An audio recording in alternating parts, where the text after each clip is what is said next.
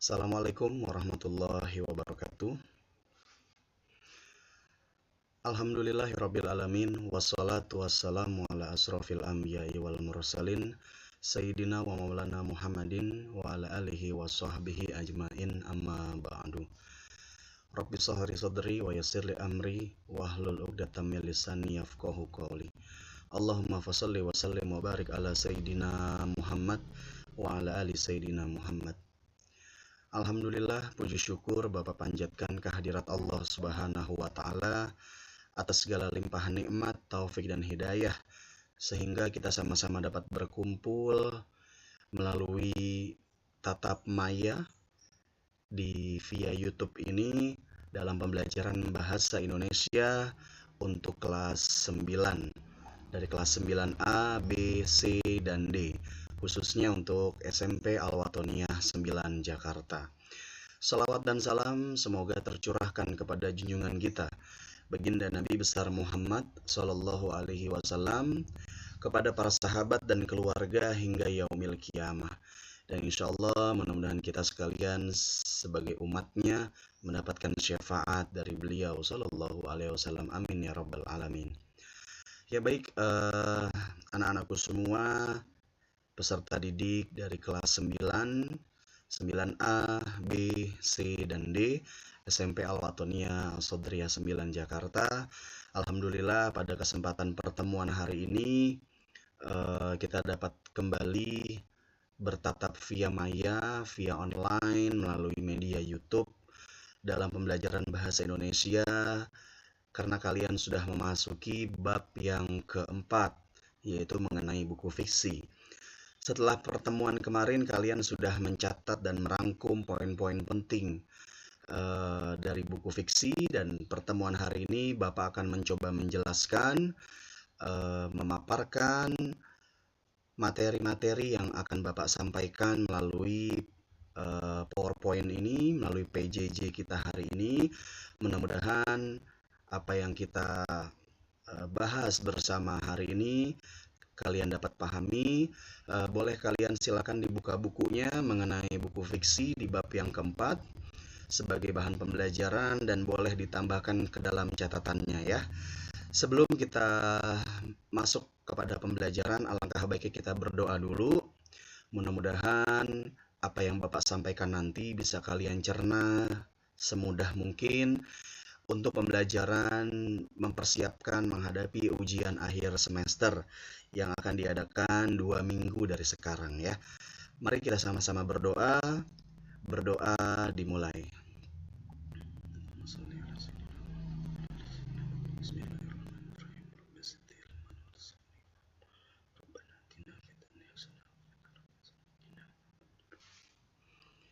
Amin ya rabbal alamin. Berdoa selesai. Baik, tanpa berpanjang lebar, Bapak akan menjelaskan materi yang kemarin sudah Bapak berikan. Hari ini Bapak akan jelaskan. Kalian mohon diperhatikan dengan baik agar kalian dapat memahami apa itu buku fiksi. Nah, tema yang akan Bapak angkat yaitu membangun literasi budaya dengan mencintai buku fiksi. Literasi itu kegiatan membaca.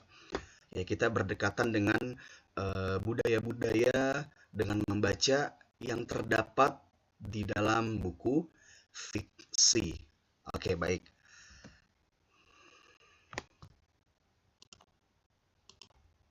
Nah, pendahuluan.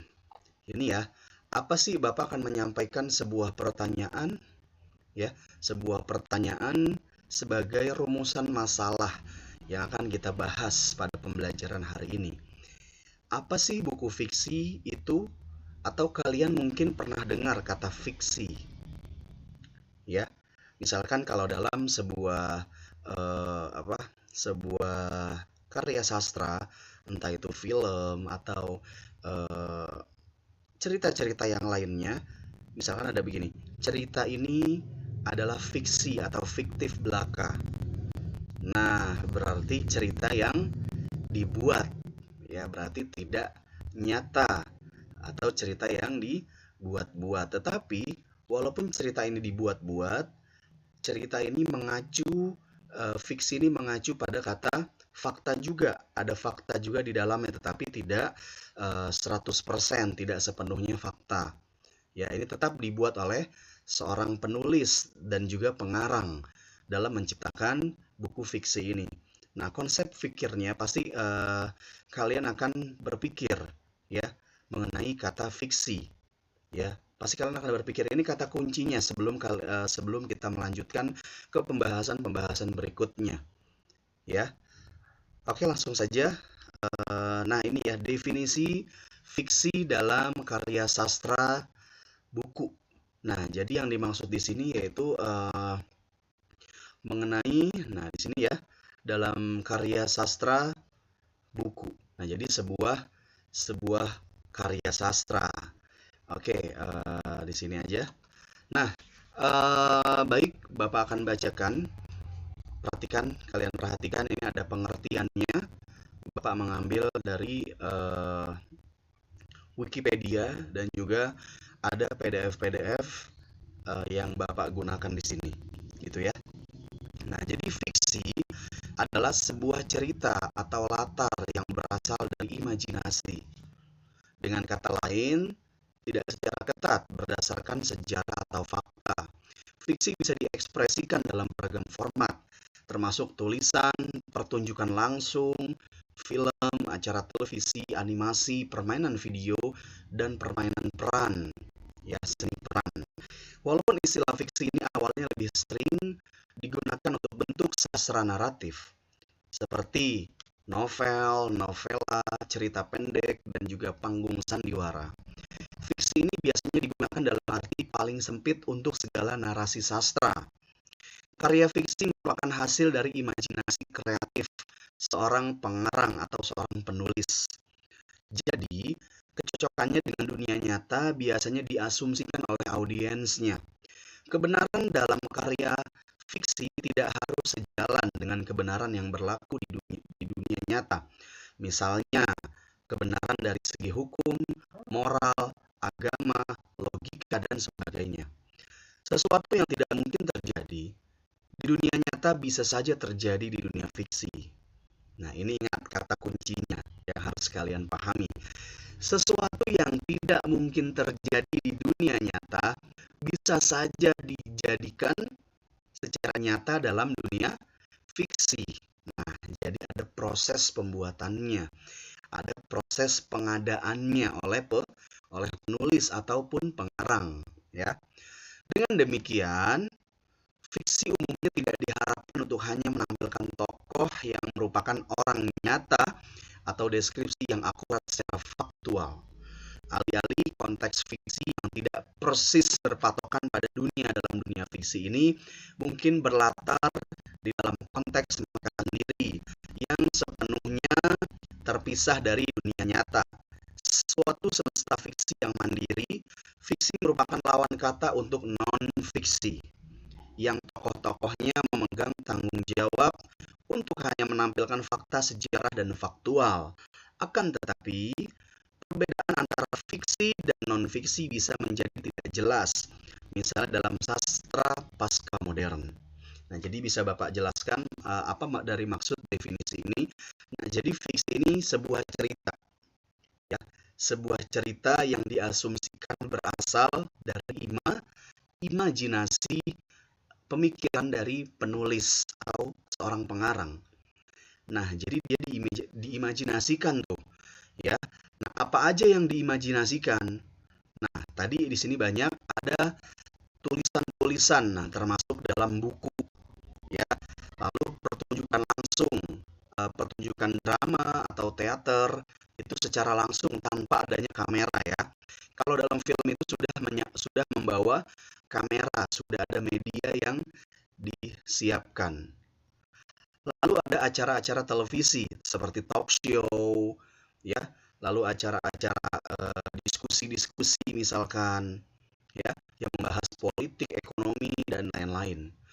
Lalu ada video-video animasi, ya, permainan video misalkan dalam bentuk animasi, dan juga permainan peran, misalkan monolog, dialog hanya satu orang yang menyontoh tokoh-tokoh lain. Nah, seperti itu. Nah, jadi penulis itu harus menggunakan imajinasi dulu. Dia harus bermain dengan imajinasi, dengan alam bawah sadarnya. Misalkan, misalkan Bapak seorang penulis atau kalian seorang penulis, dibayangkan kalian ingin membuat sebuah tulisan, sebuah buku yang ingin mengkritik pemerintah, ya. Misalkan dalam menangani COVID-19, ya. Pemerintah misalkan tidak cermat dalam dalam mengatasi COVID-19 sehingga banyak pasien-pasien yang masyarakat-masyarakat yang terkena dampaknya. Nah, misalkan tulisan itu berbentuk gambar misalkan, ya. Kalian imajinasikan gambar-gambar yang menyindir atau menggambarkan keadaan pemerintah dalam me- menangani COVID-19. Nah, itu salah satunya.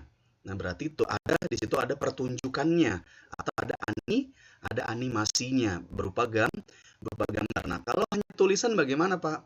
Kalau hanya tulisan, contohnya seperti kalian membuat novel, ya. Misalkan novel apa? Salah satunya novel Lupus. Nah, Lupus ini salah satu novel zaman dahulu, ya, novel-novel lama yang di dalamnya itu banyak animasi-animasi tokoh-tokoh yang dijadikan salah satu misalkan tokoh-tokoh kartun, ya, tokoh-tokoh apa ya, tidak manusia nyata, tetapi dia dimainkan secara dalam bentuk animasi.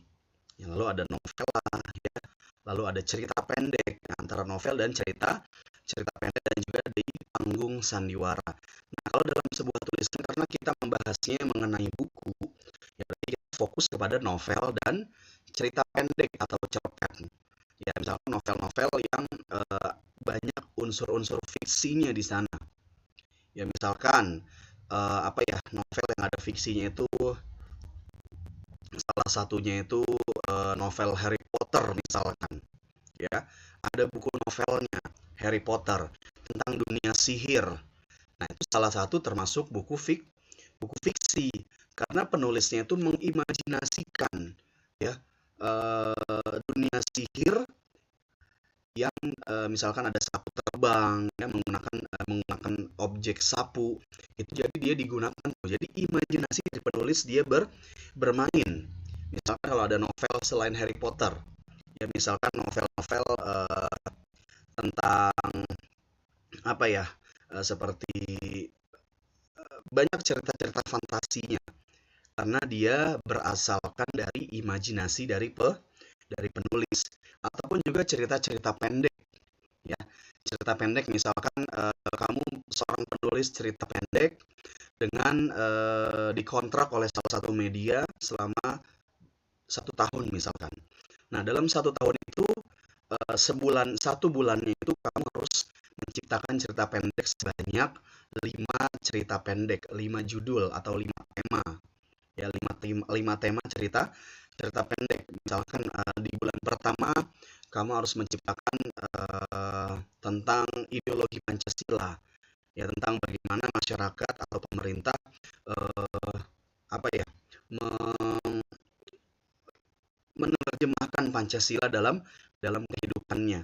Itu kamu tulis tuh, misalkan siswa yang tidak hafal Pancasila, siswa dihukum oleh guru yang tidak karena tidak hafal Pancasila. Nah, itu kamu buat cerita pendek karena di dalamnya itu ada maknanya, ada nilainya. Karena kita merugi kalau tidak hafal Pancasila. Ya, karena itu salah satu bentuk dasar negara kita, gitu ya. Nah, kalau sandiwara ini masuknya kepada pertunjukan langsung seperti pementasan teater, ya, itu secara langsung. Jadi dialog, ada dialog dua arah yang terjadi di atas panggung, gitu ya. Ada dialog dua arah yang terjadi di atas panggung. Nah, ini namanya fiksi. Jadi penulis itu harus menggunakan imajinasi. Nah, jadi kamu ingat-ingat ketika mendengar kata fiksi, pasti ada imajinasi yang dipikirkan oleh penulis atau pengarang untuk kebutuhan dari karyanya, termasuk karya sastranya dalam bentuk buku. Nah, sampai sini mudah-mudahan kalian dapat memahami karena masih banyak materi-materi yang harus Bapak sampaikan. Nanti silakan dibaca lagi secara keseluruhan. Kalau ada yang mau bertanya, silakan tinggal tulis di kolom komentar ya atau chat pribadi melalui WhatsApp Bapak. Oke, baik, Bapak akan lanjutkan.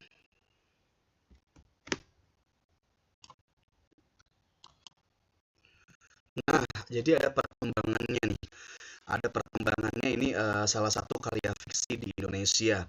Nah, jadi ini merupakan salah satu sejarah.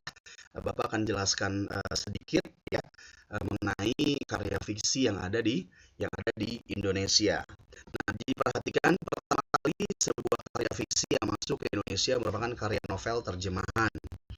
Nah, jadi novel-novel yang masuk itu banyak tuh yang terjemahan. Jadi dari sastra-sastra Melayu di tahun 1870. Jadi di bawah tahun 19 ribuan gitu ya. Di tahun 1870 pada tahun 1920 terbitlah karya sastra berupa prosa seperti novel. Nah, ini sudah masuk nih tahun 1920. Jadi novel, cerpen, drama itu sudah masuk ke Indonesia dalam bentuk karya sastra yang diterbitkan pada tahun 1920. Nah, angkatan ini dikenal sebagai angkatan Balai Pustaka. Ini angkatan yang pertama, ingat-ingat ya, angkatan yang pertama yang melahirkan sebuah karya fiksi dalam bentuk novel, cerpen, dan drama. Dinamakan Angkatan Balai Pustaka. Karya-karya novelis Indonesia yang terkenal pada masa ini adalah Siti Nurbaya. Ya, ini karya-karyanya atau buku-bukunya itu salah satu judulnya Siti Nurbaya, Salah Asuhan, dan Si Cebol Merindukan Bulan. Nah, ini salah satu yang terkenal pada angkatan Balai Pustaka. Yang paling pertama yang sangat terkenal itu adalah ini, Siti Nurbaya. Jadi Siti Nurbaya ini menggambarkan keadaan tokoh wanita, tokoh perempuan di zamannya yang tidak boleh ditindas, bahwa perempuan itu tidak boleh apa ya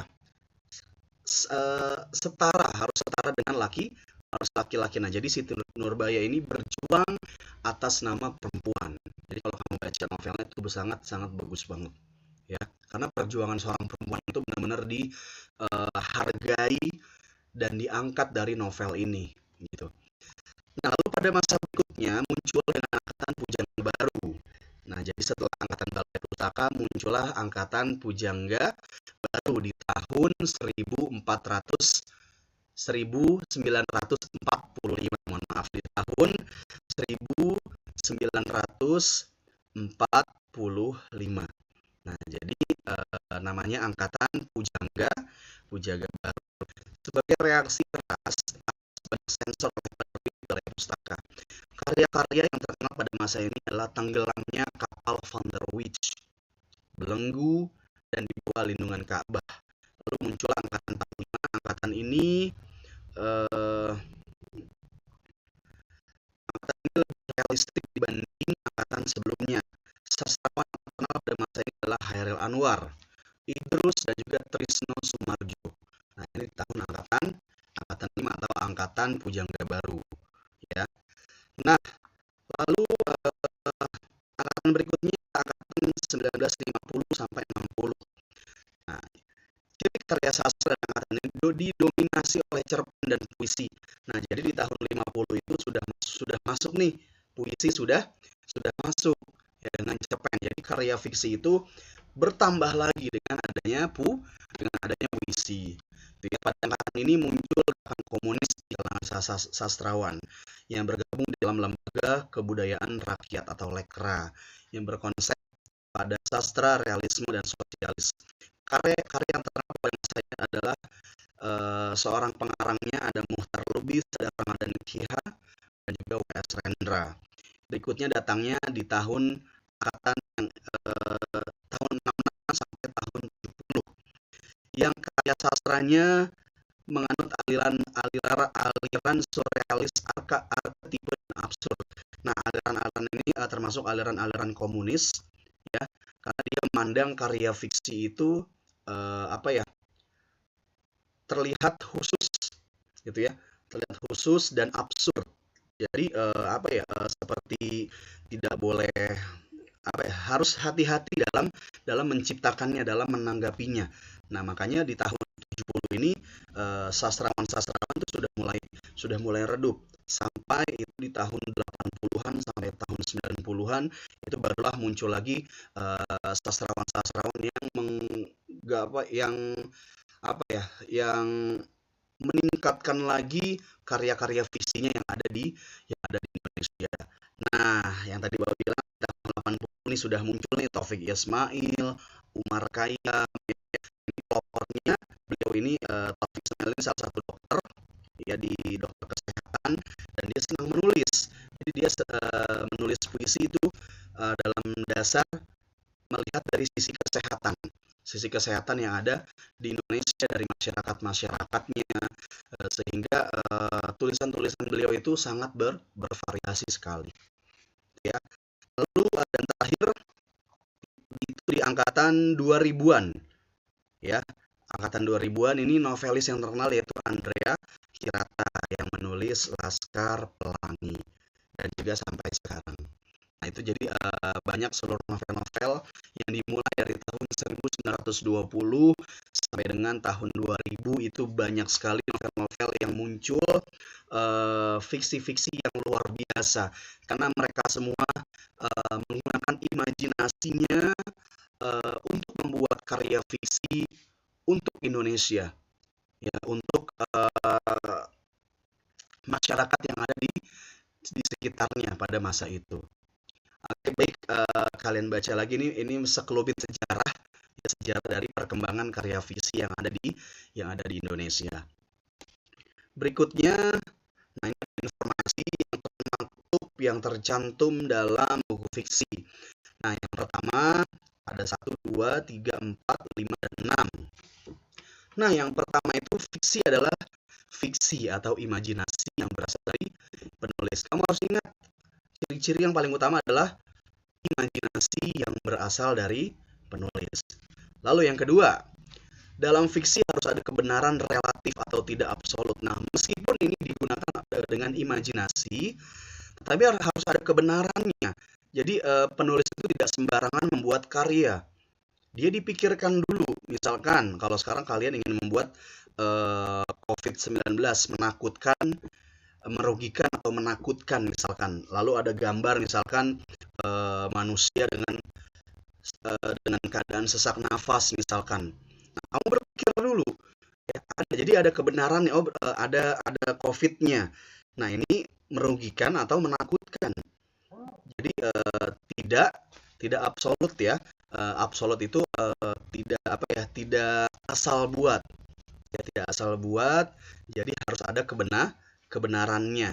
Ya meskipun dia bersifat fiksi atau bersifat imajinasi. Nah, lalu yang ketiga, secara umum, fiksi menggunakan bahasa konotatif atau non nyata. Nah, maksudnya apa, Pak? Nah, jadi fiksi itu menggunakan bahasa yang bebas, ya, tidak perlu yang formal. Misalkan huruf besarnya harus diperhatikan, kecilnya, tanda bacanya itu enggak, bebas kalau dalam fiksi. Ya, tetapi tetap nanti kamu akan ada editor yang mengedit tulisan kamu, ya. Misalkan kamu ingin menjelaskan tentang COVID dalam bahasa daerah, misalkan bahasa Betawi di Jakarta, nggak ada itu yang kena corona misalkan, nggak boleh corona, tidak boleh ya, tetap corona ya. Jadi ada kata-kata yang boleh diubah, ada yang tidak. Nah, jadi bahasanya itu bebas, tetapi harus mengikuti tatanan yang ada. Gitu ya. Itu untuk menggunakan buku fiksi dalam puisi misalkan. Nah, dalam puisi itu kata-katanya bebas. Ya, kamu nggak perlu tuh nulis huruf besar, ada titiknya, ada titik dua, ada koma, ada tanda seru, nggak apa-apa. Boleh kalian menuliskan apapun di puisi itu, boleh bebas. Nah, kalau sudah karena kenapa puisi itu tidak berparagraf, ya dia menjulur panjang ke bawah. Ya, Kalau novel dan cerpen itu menggunakan paragraf, tetapi sifatnya tidak full ya, jadi tidak sepenuhnya menggunakan paragraf. Tetapi karena ingin dicetak dalam sebuah buku, jadi harus menggunakan paragraf. Nah, jadi syarat dalam membuat buku itu harus ada paragrafnya. Nah, begitu ya. Nah, lalu fiksi yang berikutnya, fiksi tidak memiliki standar sistematis. Jadi tidak secara berurut. Ya, tadi Bapak bilang boleh bebas. Ya, urutannya boleh bebas diacak. Nah, itu jadi tidak memiliki standar sistematis. Lalu yang berikutnya, secara umum fiksi menargetkan emosi atau perasaan pembaca, bukan logika. Ingat ya, fiksi itu menargetkan emosi dari penulisnya, perasaan.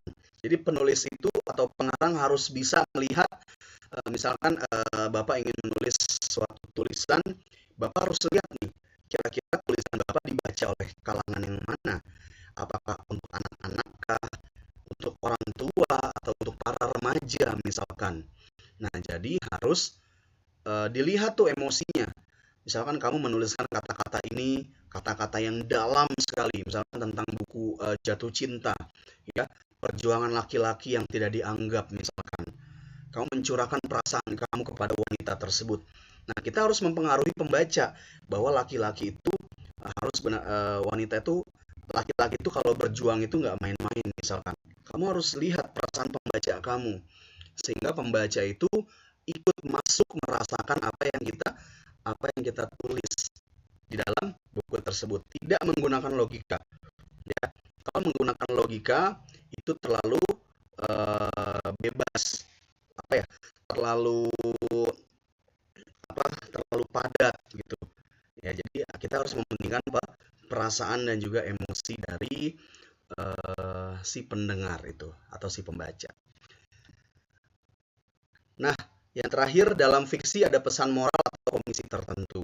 Jadi harus ada pesan-pesan yang harus kalian sampaikan ya, sehingga amanatnya itu bisa kita berikan kepada si pembaca. Nah, ini harus ada informasi ya, yang harus ada di dalam buku fiksi atau ciri-cirinya. Boleh kalian tulis, Bapak persilakan sebagai bahan catatan kalian. Ini ada 1, 2, 3, 4, 5, dan 6.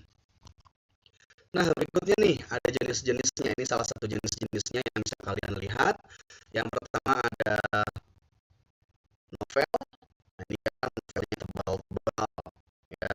Lalu ada cerpen, cerita pendek, dan juga cerita dongeng misalkan.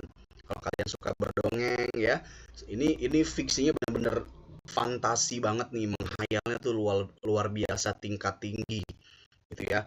Imajinasinya itu kuat seperti pembuat film Marvel. Ya, dia membuat Avenger, ya, membuat Spider-Man, membuat superhero-superhero yang lainnya, sehingga dia kuat mengimajinasikan pemikirannya dalam sebuah film. Dan yaitu yang terakhir, naskah drama. Nah, jadi naskah drama itu yang harus kalian mainkan itu nanti akan ada dialog dua arah antara kalian dengan lawan main kalian. Nah, itu salah satu karya sastra fiksi. Ini jadi terbagi menjadi 4. Ada novel, cerpen, dongeng, dan naskah drama. Ini utama yang sering digunakan oleh para penulis atau pengarang. Dan ditambahkan satu lagi, ada puisi ya. Silakan ditulis, ditambahkan yang terakhir itu ada puisi yang menciptakan suatu emosi dan juga perasaan si penulis yang ingin didengar oleh si pembaca tentunya ya. Oke, baik, yang berikutnya. Nah, ini ada pembahasannya, bisa kita lihat ya. Ini ada dongeng, ada novel, dan juga cerita pendek gitu ya, salah satunya ini ya. Oke, silahkan dibaca, dipahami dengan baik. Nah, ini dongeng adalah bentuk cerita yang bersifat hayal ya, biasanya itu keluar dari mulut ke mulut, dari generasi ke generasi gitu ya. Jadi banyak nih novel pun ada nilai-nilai moralnya ya, nasihat juga bagi si pembacanya. Nah, itu tadi dongeng, dan ini novel ya. Novel itu tentang kisah hidup manusia pada kurun waktu tak tertentu dalam hidupnya dan belum ada penyelesaian secara sempurna. Contohnya Kola Kumal, Ketika Cinta Bertasbih, yang part 1, part 2 itu misalkan banyak sekali kalau dinovelkan, ditulis. Tapi kalau dia ditranslatekan ke dalam film, itu akan diringkas, ya, akan diringkas. Tetapi tetap dia tidak boleh menghilangkan alur dari jalan ceritanya tersebut, tidak boleh diubah. Dan berikutnya ada cerita pendek. Nah, ini sama seperti novel, tapi dia secara sekilas dan ada penyelesaian. Jadi cerpen itu singkat dan tidak berkepanjangan. Tapi kalau novel itu secara berkepanjangan sampai dengan sempurna penutupnya. Nah, itu ya bisa kalian pakai untuk pembahasannya. Nah, di sini ada unsur-unsurnya, ada unsur buku fiksi. Kalian lihat, intrik bagi menjadi dua kategori. Yang pertama itu ada intrinsik dan juga ada ekstrinsik. Nah, yang pertama di intrinsik ada tema, ada tokoh, penokohan, alur, latar, konflik, klimaks, sudut pandang, amanat. Ada 1, 2, 3, 4, 5, 6, 7. Nah, di ekstrinsik itu ada objektivitas pengarang, ada keyakinan pengarang, ada psikologi pengarang, dan juga pandangan hidup pengarang. Kalau yang ekstrinsik ini kita fokus kepada pengarangnya, kepada penulisnya, karena di luar unsur intrinsik, di luarnya. Ya, jadi kita harus fokus ke pengarangnya. Hanya ada 4 kalau ini, ya 1, 2, 3, dan 4. Oke, kalau tema itu permasalahannya. Tema itu permasalahan yang dibahas dalam sebuah buku fiksi itu. Nah, kalau tokoh itu ada tokoh pertama, ada tokoh kedua. Nah, kalau penokohan itu watak, ya ada yang jahat, yang baik, ada yang pura-pura baik, ya, atau antagonis, ya disebutnya antagonis, protagonis, dan juga tritagonis. Nah, kalau alur itu jalan ceritanya, ya ada alur maju, mundur, dan campuran.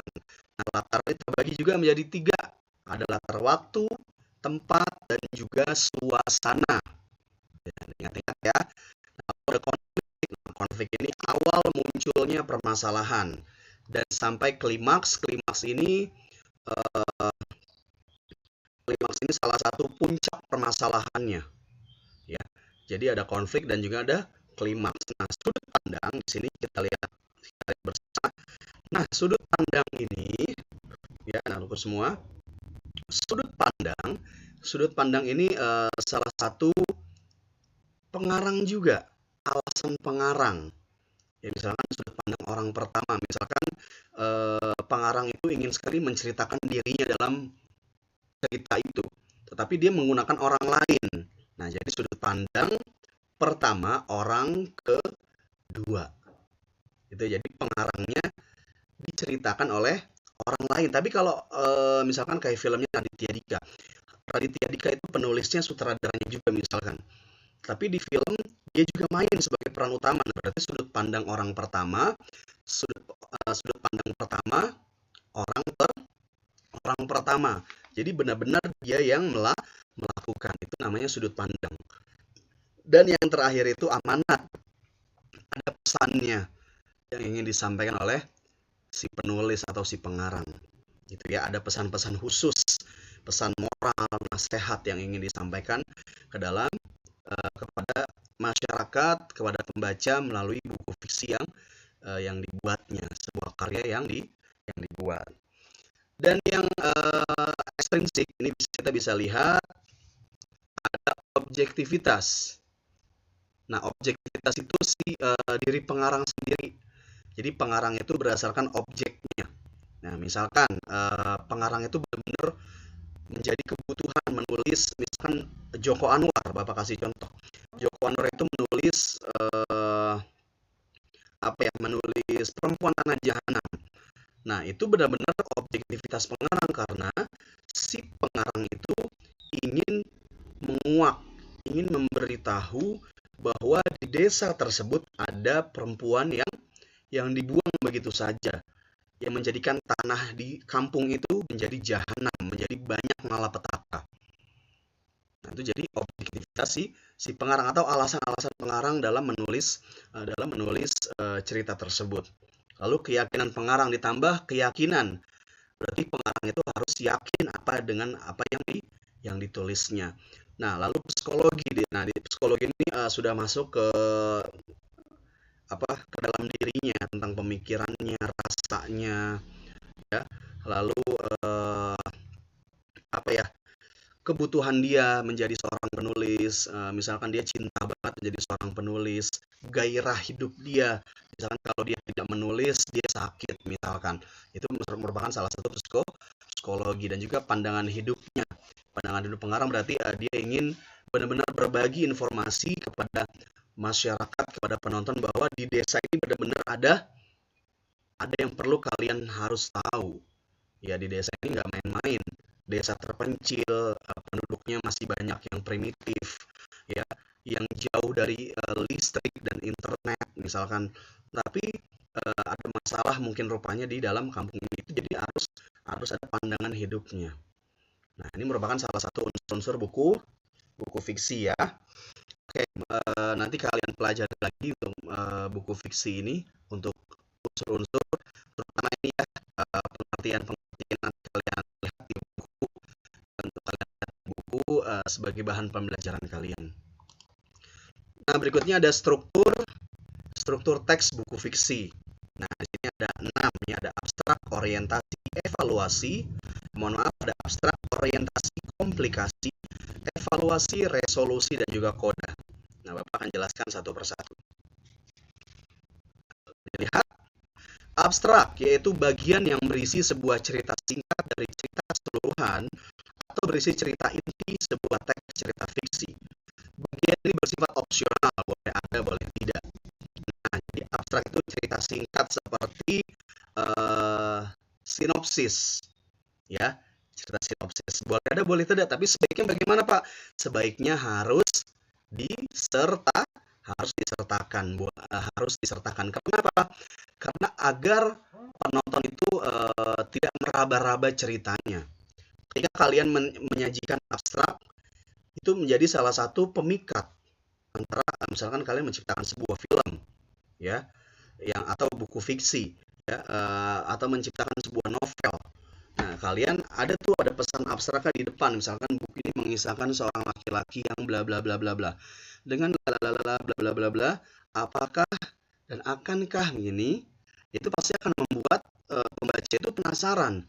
Wah, kayaknya seru nih ceritanya. Itu pasti akan timbul seperti itu kalau kalian menggunakan abstrak. Tetapi kalau tidak, kalian hanya menggunakan langsung judul saja, pasti penulis akan mencari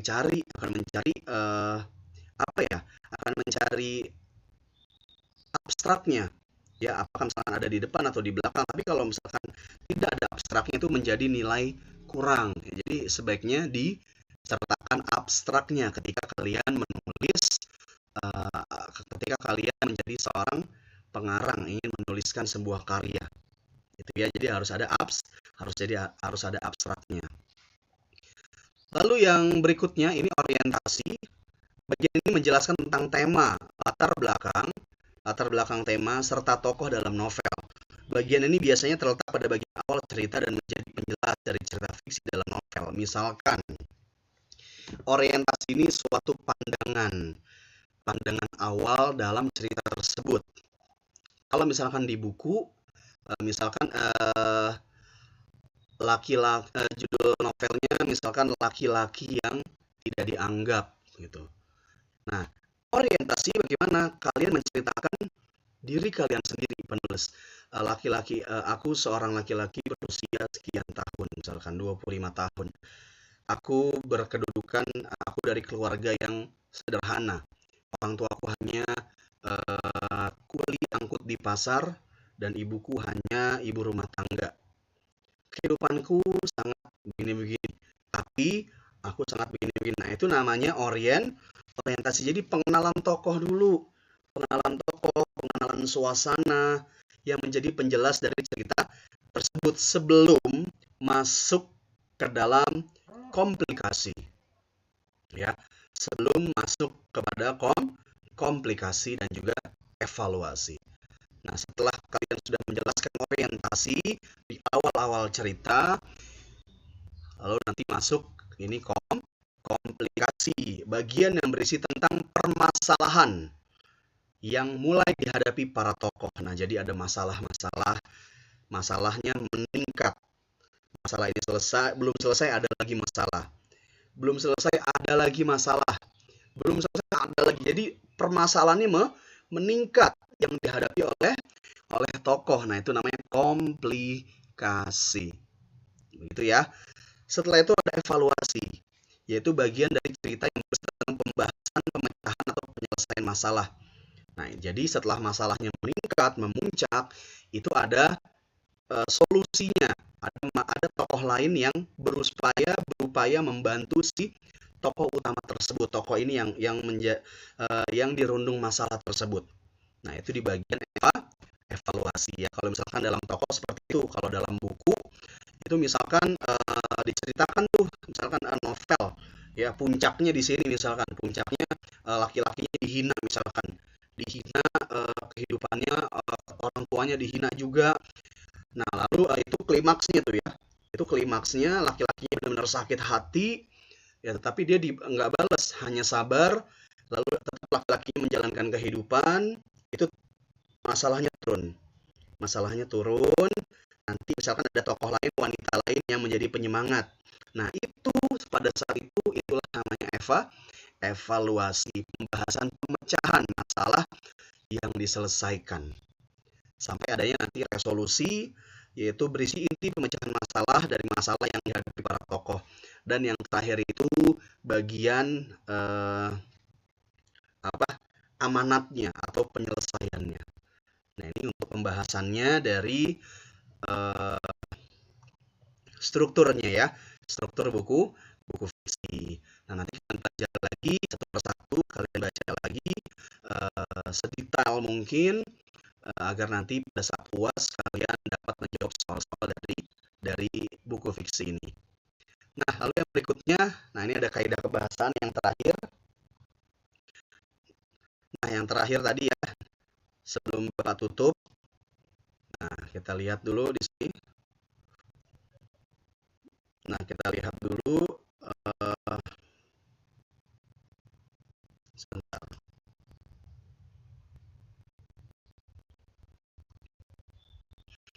Nah, ini ya. Oke, baik. Kaidah kebahasaan.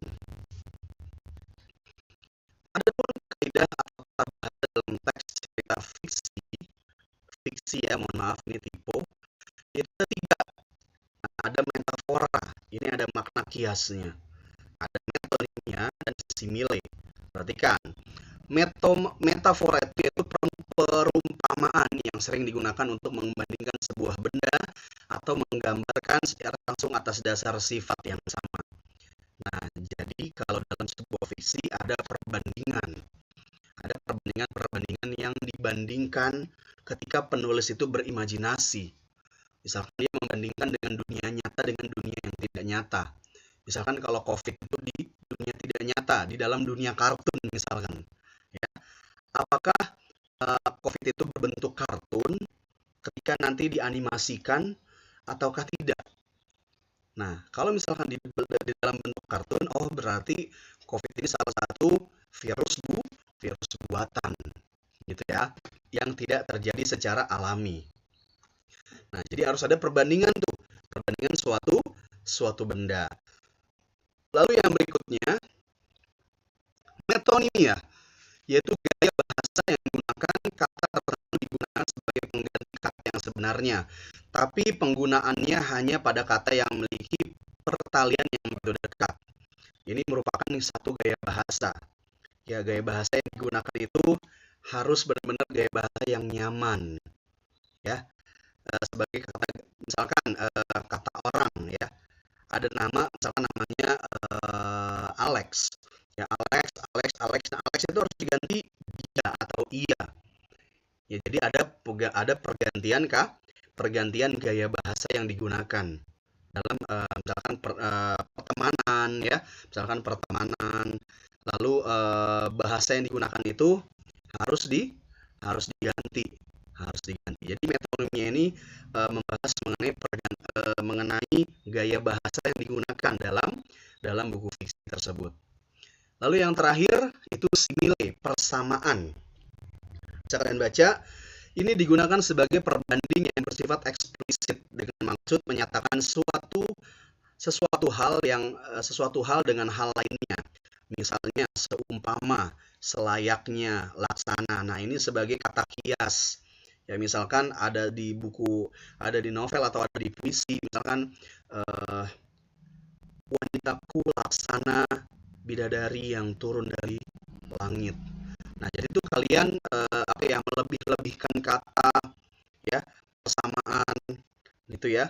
Dan ini merupakan salah satu perbandingan yang bersifat eksplisit. Eksplisit itu menyatakan suatu, ya, menyatakan suatu dengan hal yang lainnya dengan makna bahasa yang berlebihan atau makna kias, gitu ya.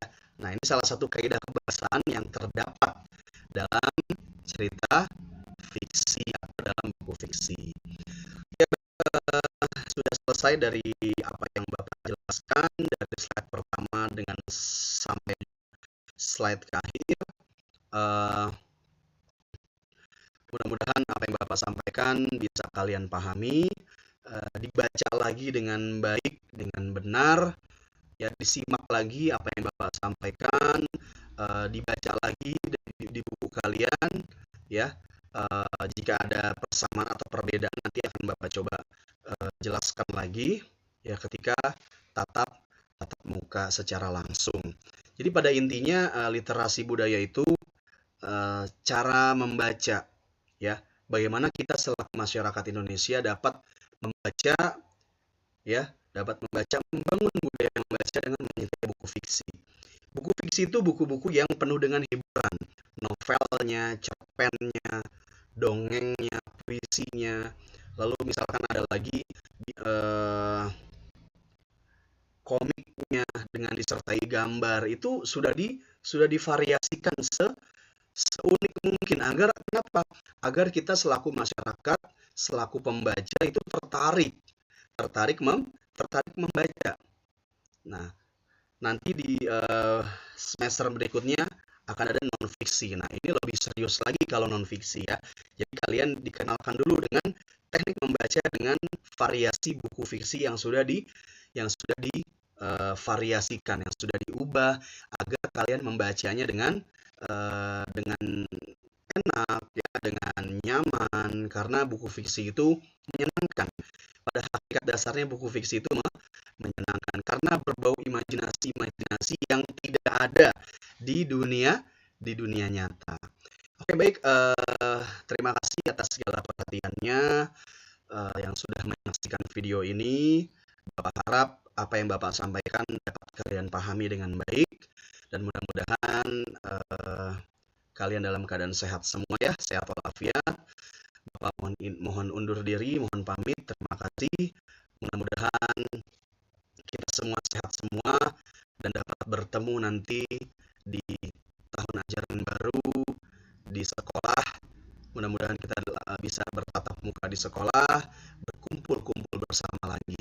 Amin ya rabbal alamin. Terima kasih. Bapak akhiri, yang benar datangnya dari Allah Subhanahu wa taala, yang salah keliru datangnya dari kebodohan, kehilafan Bapak pribadi. Wallahul muwaffiq ila aqwamit thoriq. Subhanakallahumma wa bihamdika asyhadu an la ilaha illa anta astaghfiruka wa atubu ilaik. Wassalamualaikum warahmatullahi